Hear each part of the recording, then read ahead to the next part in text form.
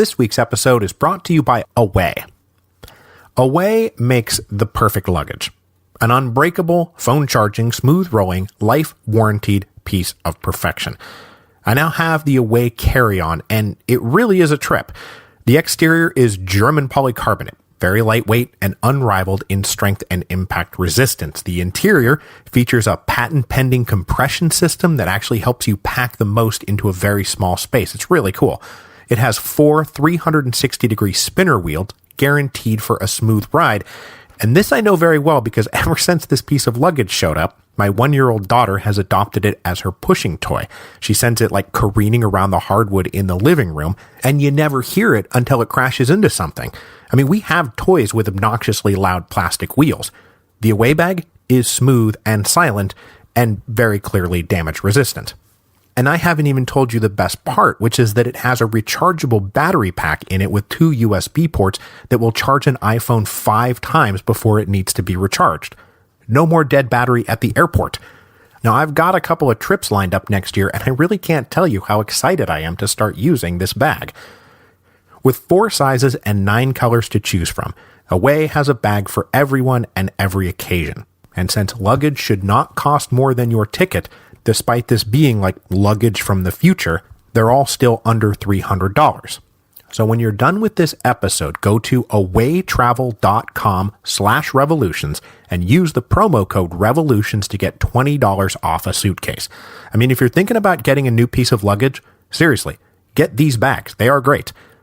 So that again, awaytravel.com/revolutions and use the promo code revolutions.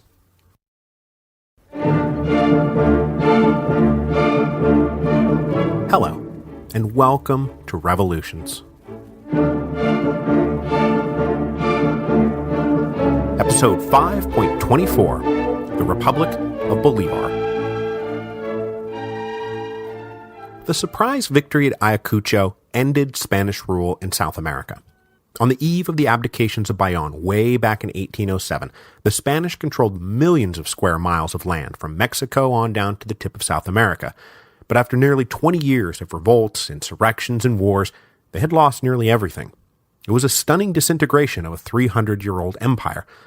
Now, they still controlled Puerto Rico and Cuba, but on the continent, they were now down to just 2 tiny pockets of stubborn loyalty.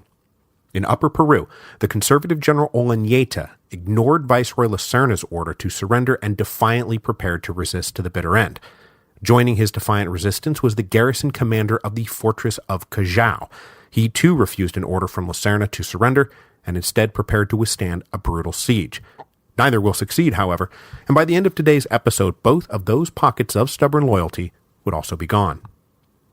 With Spanish rule now a thing of the past, South America entered a transitional phase, and a map of the continent in 1825 would not be recognizable today.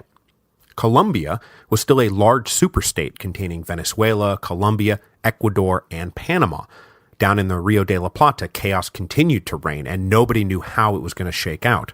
The territories that would one day become Argentina, Paraguay, Uruguay, and Brazil were still a hot mess of civil war and cross-border conflict.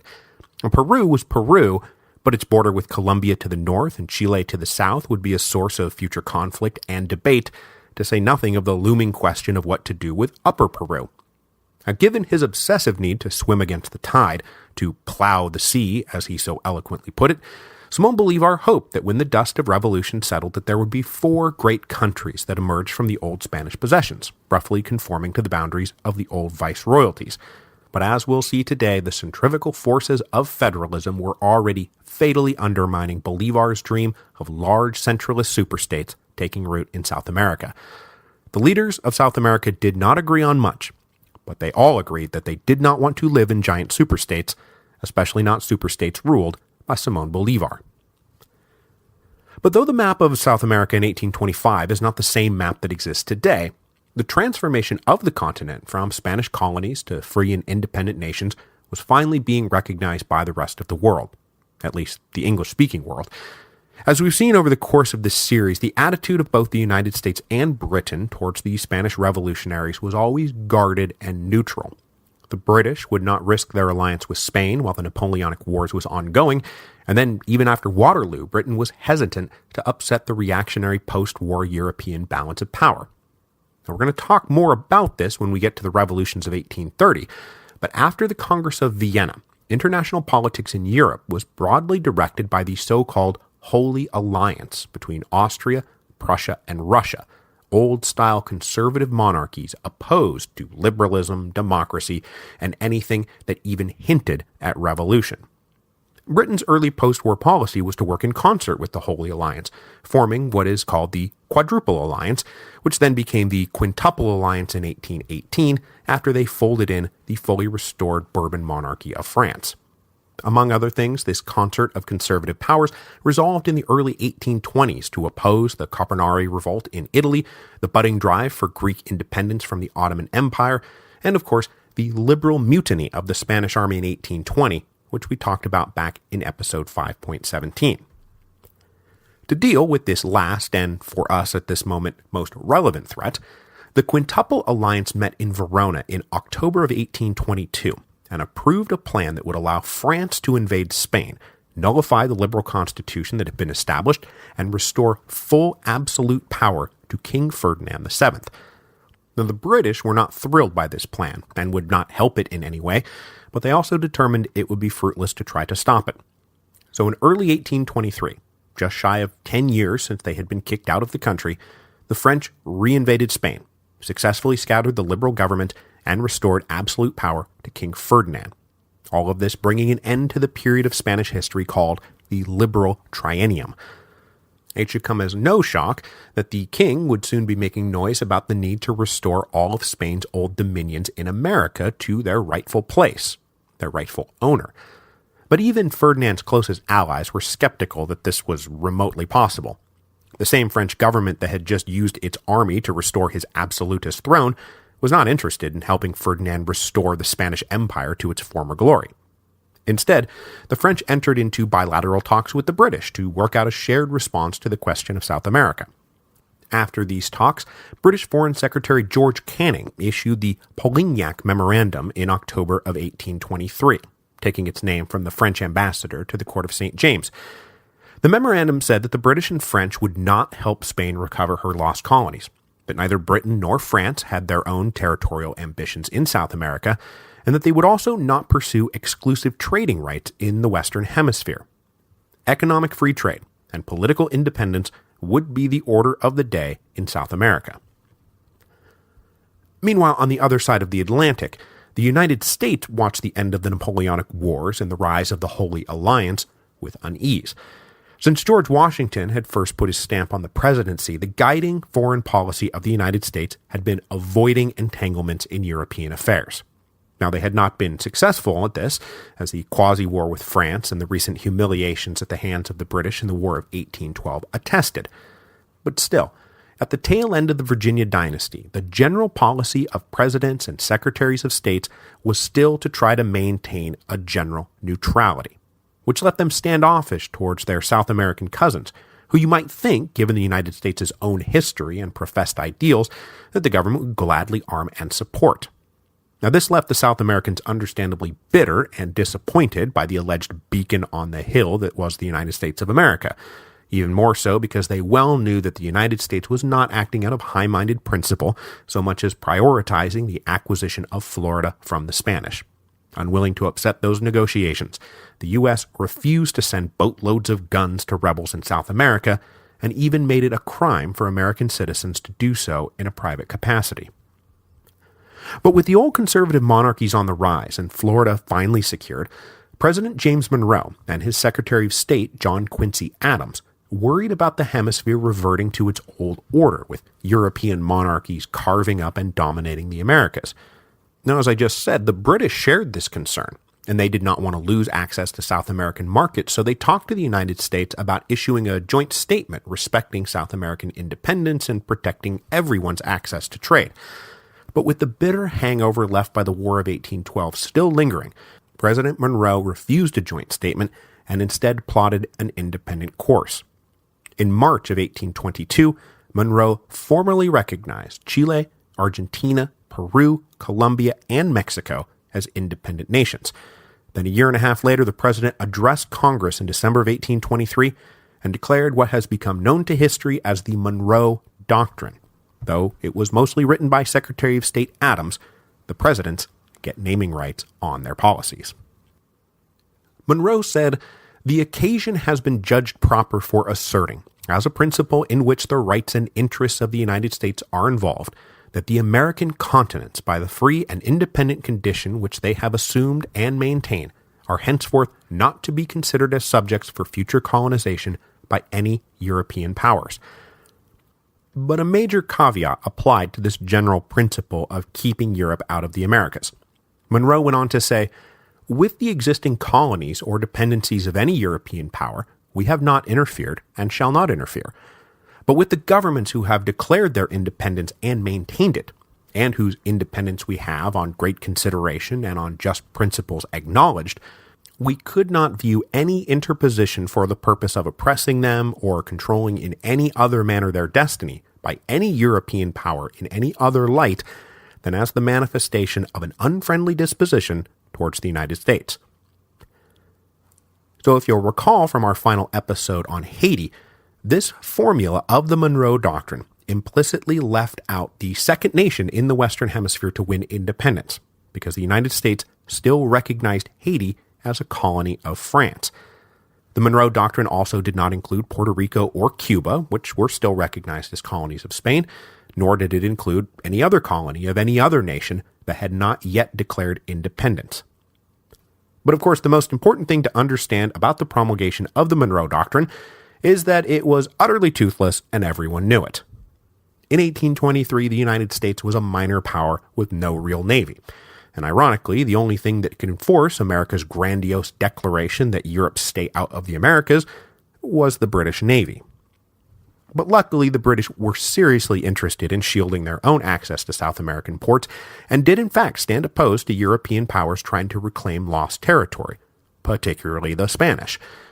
And so the British position evolved from the British not recognizing South American independence, to claiming neutrality in the conflict, to finally recognizing Mexico, Colombia, and Argentina on New Year's Eve 1824, which was pretty good timing because this was just weeks after the Battle of Ayacucho marked the de facto end of the Spanish in the Americas. Though they were now formally recognized by the governments of both the United States and Britain, the South Americans would continue to redefine what it is they wanted the rest of the world to actually recognize. And the looming question about what to do with Upper Peru would mark the beginning of the end of Bolívar's dream of 4 large nations run by centralized governments, and the beginning of the 16 decentralized nations that would emerge after his death. Now, actually liberating Upper Peru turned out to be easier than anyone expected. After General Sucre finalized the terms of Spanish surrender with Viceroy Lacerna, he prepared to go hunt down and capture General Olañeta. Sucre wasted very little time getting going, and by mid-February 1825, Sucre's army had crossed the border into Upper Peru and entered La Paz not just unopposed, but to open arms. The remaining quote-unquote Spanish troops in the region were more often than not local recruits who welcomed the general amnesty Sucre had sent ahead. He was offering to absorb both enlisted men and officers at equivalent rank and pay into the Patriot Army. So there was no War of Bolivian Independence as such. The march to liberate Upper Peru was marked not by battles, but by peaceful defections. The utterly intransigent Olañeta, however, held out with his last few remaining loyalists, but in April of 1825, he was killed fighting in a minor skirmish. And since he was the only casualty of that skirmish and all of his men then promptly defected to Sucre, it is widely assumed that Olañeta was assassinated by his own men. And this is why Ayacucho gets to go down as the last battle of Spanish-American independence, because by the end of April 1825, Upper Peru was in Sucre's hands, and he had hardly fired a shot in anger. Back down in Lima, Bolívar was thrilled by all of this, and he tripped over himself singing Sucre's praises and promising the dawning of a new age of liberty, etc., etc. It was especially great news because the situation in Lima remained treacherous and depressing. Just as Olañeta had refused Lacerna's order to surrender, so too had the commander of the fortress of Callao, so the port of Lima was still in enemy hands. When Bolívar returned to the capital in December of 1825, ex-president Torre Tagle and his fellow defectors had all fled to Callao and brought with them 4,000 of their closest friends, all of whom feared patriot reprisals. The fortress now bulged with over 7,000 men, women, and children. Bolívar ordered a siege that would ultimately last for a final terrible year of suffering and death. With the defectors locked up in Callao, though, Bolívar was able to get to work reconvening what was left of the Patriot Congress. When he did get them together in mid-February 1825, he formally announced the victory at Ayacucho, and then said the best part is this means I don't have to lead you anymore. He said, Peruvians, the day that your Congress meets shall be the day of my glory, the day in which the most vehement desire of my ambition shall be fulfilled, not to command any more. Whereupon the Peruvian Congress re-upped Bolívar's dictatorship for another year, and Bolívar accepted. I do need to slip, however, a pretty critical correction into the middle of all this. Last week I said that the Colombian Congress up in Bogotá stripped Bolívar of both his military commands and the presidency of Colombia, which was only half right. They relieved him of his military authority, but not his political authority, and he remained president of Colombia. I'm embarrassed for having made that mistake. But having been stripped of his Colombian military commands, and with Santander running the show in Bogotá, it did mean that Bolívar was now all but a figurehead up in Colombia. But he was still president, even as he now re-upped his dictatorship of Peru. Anywho, with further encouraging reports coming in from Sucre, and with the whole interior of Peru still left to be settled, Dictator Bolívar gathered up a large entourage and departed Lima on April the 15th, 1825. They all headed back up into the mountains, this time planning to complete the journey to Cusco, the ancient Incan capital of the Andes. Much to Manuela Sainz's fury, however, Bolívar left her behind in Lima, and the couple nearly broke up permanently during this latest separation, and it's possible that that was Bolívar's plan. But if it was, it didn't take, to the benefit, I think, of both of them. But while Bolívar and Sainz entered a period of separated estrangement, Bolívar reunited with a man we have not seen since, it looks like episode 5.5, his old eccentric tutor and traveling companion, Simón Rodríguez. They had not seen each other now in over 20 years, not since they had walked from France to Italy and back. After separating in Europe, Bolívar had returned to Venezuela and become the liberator, while Rodríguez had stayed behind and become an itinerant teacher for hire. Rodríguez finally came back to South America after more than 2 decades of exile now that the wars of independence were winding down, and when Bolívar found out that Rodríguez was now in Peru, he insisted his old tutor come join him at once.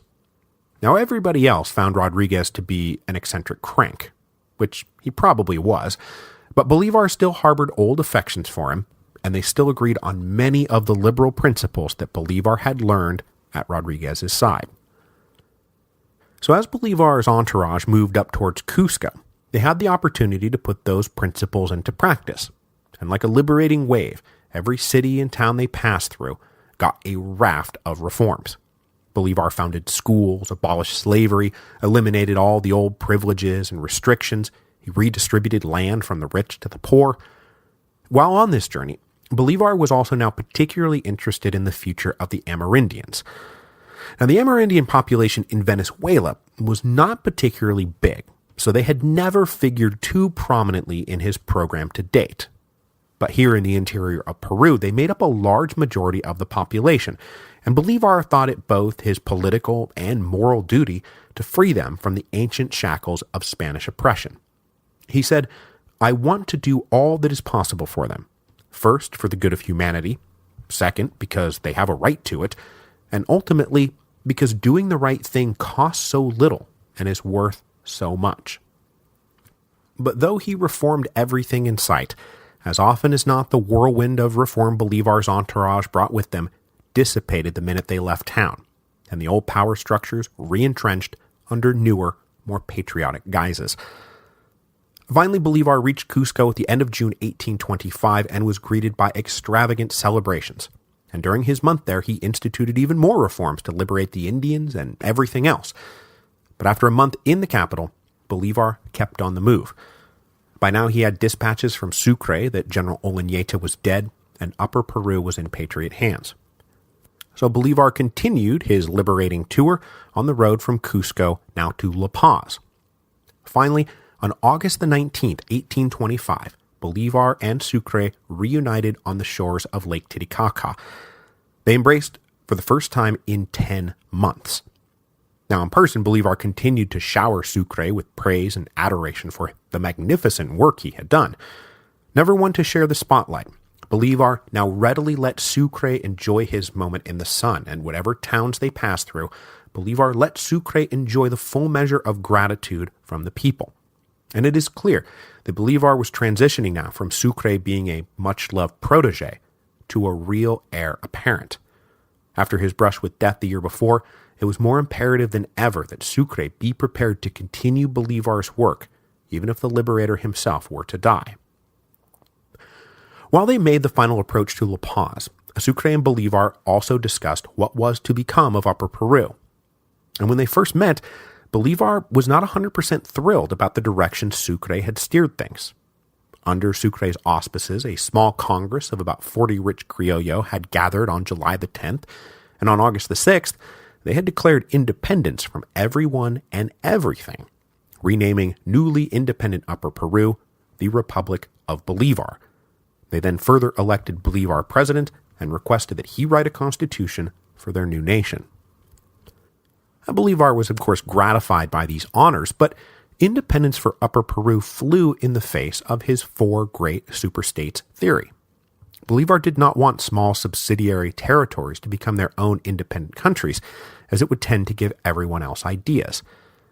But the status of Upper Peru was tricky, and even Bolívar could see that it was not a simple matter of following the letter of his own law. Upper Peru was technically a part of the viceroyalty of the Rio de la Plata. It had been since 1776, which meant that if he followed his own principles blindly, he would soon be organizing a handoff of the entire region to who? The guys down in Buenos Aires? But this is unacceptable. The people of Upper Peru had never really been a part of the Rio de la Plata, and over the past decade they had endured multiple incursions by Argentinian armies. There was a lot of bad blood between the two sides. And then, on a more self-interested level, Bolívar was not prepared to just hand over the great silver mine of Potosi over to a bunch of strangers in Buenos Aires. There were limits to Bolívar's Pan-American fellowship. Colombians and Peruvians had liberated Upper Peru, so why should Argentinians benefit? Bolívar tried to thread this needle by recognizing the old claim of Peru to her sister province. But Sucre told Bolívar that this wasn't going to work either, that the locals did not want to be ruled by Lima, and that any attempt to force them to do so would turn Upper Peru into a hotbed of counter-revolutionary activity that would wreak unforeseeable damage to the patriot cause. Accepting advice from Sucre, as he accepted advice from almost nobody else, Bolívar relented.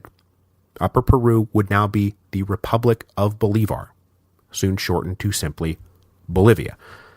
He also accepted the presidency and the request to write a constitution. And by accepting the presidency of Bolivia, Simón Bolívar was now the chief executive of Gran Colombia, Peru, and Bolivian territory that covered 1.5 million miles. It was, as so many historians love pointing out, a greater area than Alexander the Great himself conquered. For a few brief, mad moments, Bolívar then wanted to push his luck even further. Though he was not interested in handing Upper Peru to the Argentinians, and still harbored a bit of a grudge for their refusal to help liberate Peru the year before, Bolívar still took meetings with a stream of notable delegates who left Buenos Aires to pay call on the liberator. But they did not come to him to stake a claim to Upper Peru, so much as lobby him to keep marching and help them with their latest round of troubles. Now, we're not going to get into those latest rounds of trouble, but the Rio de la Plata remained a hopeless disaster, with civil war melding into a renewed war with the recently declared Empire of Brazil. The ambassadors from Buenos Aires begged Bolívar to march down and lend them a hand. Now, obviously, Bolívar was not too impressed with these pleas, given the fact that these same guys had ignored his own recent entreaties to help him free Peru. But even still, Bolívar couldn't help himself, and his imagination was fired by the idea of completing a circuit of the continent that would leave him standing at the mouth of the Rio de la Plata, having liberated everyone and everything in South America. But still lacking any formal military authority to take Colombian troops, he wrote back to Santander, requesting that the Colombian troops be allowed to keep marching down out of the mountains and join the fight in the Rio de la Plata. He said, "Caesar in Gaul threatened Rome, and I in Upper Peru threaten all the conspirators of America, and consequently can save all its republics. If I lose my position in the south, the conquest of Peru is worthless, and the empire of Brazil will devour the Rio de la Plata and Upper Peru." But after this request finally reached Bogota, Vice President Santander blew his stack, and he categorically refused. He all but accused Bolívar of having slipped into some kind of madness. He said, "The miserable state of our financial affairs has forced me to suspend all combat. 10 years of peace would set us straight. Today, our army has estimated costs of $16 to $18 million. Our income is 7 to 8. From where will we extract the difference? The way to do it may be to shrink the army and get rid of the navy." Sucre seconded Santander's fairly reasonable skepticism, and after a brief flirtation with the idea of marching down to Argentina, Bolívar let it go. He did have a fatal labyrinth to descend into, but it would not be in the Rio de la Plata. Instead, Bolívar turned around and began a return trip to Lima, arriving back in the capital in February 1826 after a 10-month absence. And as he was making his final approach, he got the good news that the fortress of Callao had finally fallen. The fort had been under continuous siege for over a year now, and in that time conditions inside had gotten atrocious. It was not meant to house and feed 7,000 people, and disease and starvation had set in early and then only gotten worse. The commander of the fort started sending the civilians out, but after the first few waves departed, the Patriot besiegers caught on that the civilians were only being released to save supplies for the soldiers. So anyone else trying to get out was turned back. Things got predictably worse, and the Grim Reaper swept through, harvesting souls with ease. Of the 7,000 who entered, only half remained alive when the white flag went up on January the 22nd, 1826.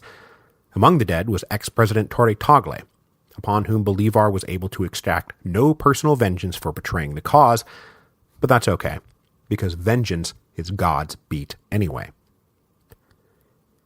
When Bolívar returned to Lima, he reunited and reconciled with Manuela Sáenz, each forgiving the other for their sins, and from this point on, they were a de facto husband and wife team, even if they never actually married. Now, at that point, February 1826, a lot of people expected Bolívar to pack it up and head home. And it made sense. The liberation of Peru was complete. The liberation of this new thing, Bolivia, was also complete. Even Callao had finally fallen. Bolívar had done what he had come to do, and deserved all the thanks in the world for doing it. An exit now would be the natural conclusion of all of this, and he would be sent off with a great celebration of his accomplishments. And there was also a dark flip side to the coin that also pointed to an exit. The Peruvians had no intention of being led forever by a Colombian, backed up by a Colombian army, and they were already getting irritated by the foreign presences in their midst. Now that the war was over and independence at hand, lingering would fast turn into overstaying their welcome. Plus, Bolívar's relationship with Santander and the Congress in Bogota was badly strained. He even got a letter from Paz back up in Venezuela that all was not well at home and Bolívar needed to come back. Paz said, "The situation in this country is very similar to that of France when Napoleon was away in Egypt, and was recalled by the leaders of the revolution who were convinced that a government which had fallen into the hands of the rabble would not survive. And you are in a position to say, what that great man said then, that conspirators endanger the existence of the nation, and let us save it." But Bolívar was unmoved by this kind of mangled version of Napoleon's return from Egypt, and instead he sat down in Lima to draft a constitution for Bolivia. A constitution that would scare the pants out of everyone from Cartagena to Concepcion. Simón Bolívar was angling to make himself Emperor of South America. The constitution Simón Bolívar wrote for Bolivia was the culmination of his political philosophy, a philosophy that he had been developing since the Cartagena Manifesto way back in 1812, and it can only be described as a model of enlightened despotism. His experiences over the past decade only confirmed in his mind that elected legislatures were an important component of government, but were also pits of poisonous destabilization that had to be tended by the steady hand of a strong executive. So he created a romantic little legislative branch, deploying classical imagery with a Senate to enact laws, tribunes to control the Treasury and War Department, and censors to guard civil liberties. He also created an independent judiciary to interpret and enforce the law. But at the center of the Constitution was a president who would be elected for life, of which Bolívar said, "We shall avoid elections, which always result in that great scourge of republics, anarchy, the most imminent and terrible peril of popular government."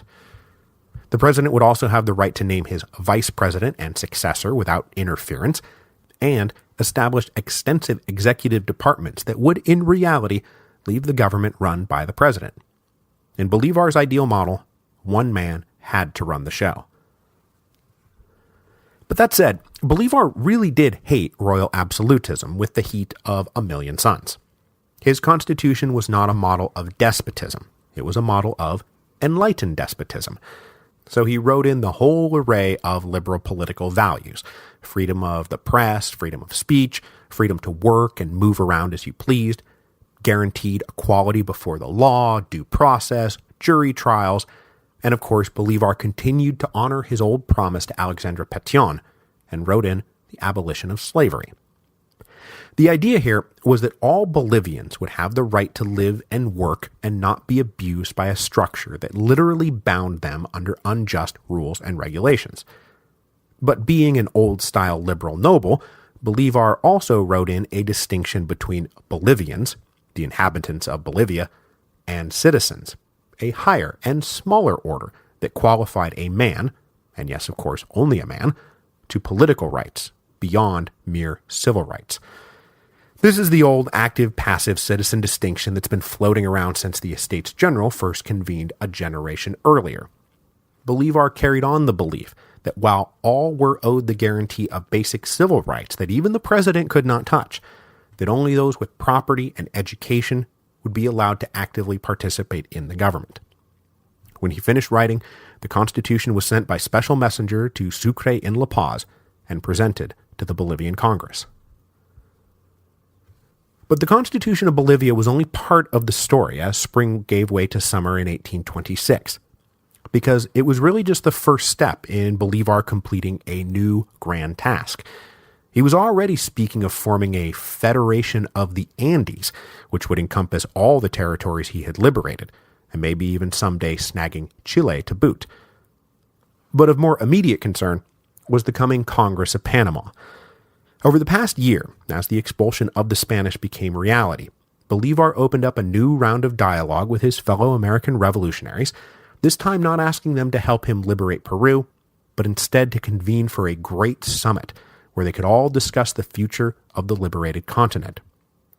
Basically, the Congress of Panama was the spiritual precursor for the Organization of American States, and Bolívar hoped that they would be able to come together and agree to basic principles that would underwrite their relations with each other, and possibly lay the groundwork for a strong enough union that they would not have to worry about the Monroe Doctrine or require the protection of the British Navy. The invitation to join the Congress was extended to all the new nations of Spanish America, and a few select interested third parties.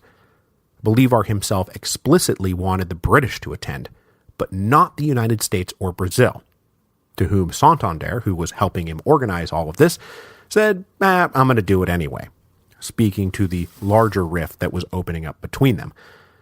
Now nobody, not even Bolívar, wanted to invite Haiti, and so they were just left out altogether.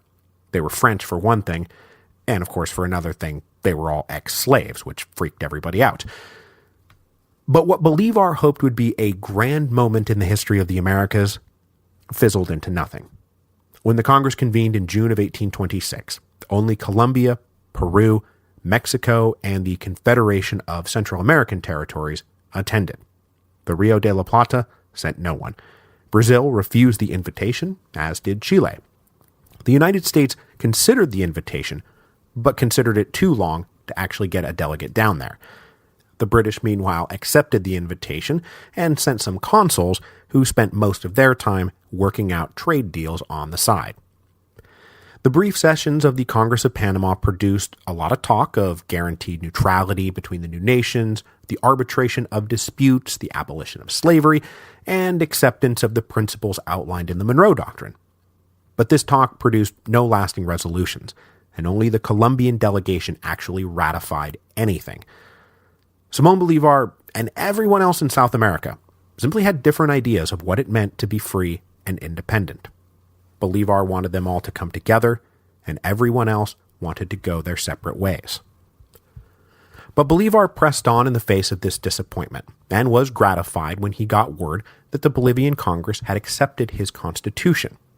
Then, with his blessing of course, they had elected Sucre to be their first president. But even more than Bolívar, Sucre did not want political power. He was anxious to get home to his new wife. He considered himself to be a military man, not a politician, and he agreed to serve for only 2 years, not for life. But then Bolívar went even further. As it turned out, he had not written the Constitution strictly for the Bolivians. He wanted all the nations he had liberated to adopt the same model. So he convened the Peruvian Congress on August 16, 1826, and induced them to accept that same constitution, and then elect him, Bolívar, president for life. This came as a shock to everyone in Peru and Colombia and frankly everywhere else in the world, because everyone was expecting him to now go home, please, and not entrench his power in Lima still further. All his pretenses of being a South American Cincinnatus now seemed to be exposed as mere farce. Finally, though, events back in Colombia forced Bolívar to depart Peru. It seemed that José Antonio Paz had gotten tired of waiting for Bolívar to return home and deliver Venezuela from the treacherous lawyers in Bogotá, and had gone into revolt against Vice President Santander. So by the end of August, it was now Santander, rather than Paz, who was writing to the Liberator and begging him to come home. So in September 1826, Bolívar took the hint. He got on a boat that would take him back up to Guayaquil, from which he would make the overland journey up to Bogotá. He had been in Peru for just over 2 years. Everyone was glad he had come, and now everyone was glad that he was leaving. And next week, Bolívar will return to Bogotá, and there enter that fatal labyrinth from which he would not return.